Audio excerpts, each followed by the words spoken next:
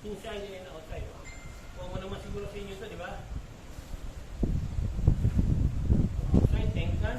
Kung mo naman sa inyo, di ba? Siguro na yan. Inside pa lang yun.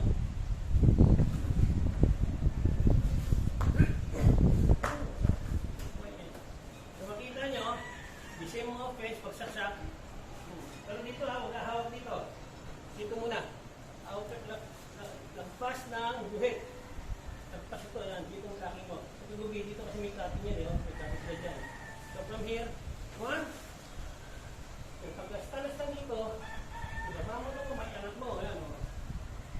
Sabihin dito. Okay, ito tigasin ko rin. Okay, kung labas dito kasimple, atak. Dalaw naman. Kaya din ginagawa yun. Kasi minsan may kasama siya dito. Kaya maganda mo yan. Lumusugod. Hindi ko hindi makalapit ng isa. Ilalahit na ako sa kanya. O, para matulog.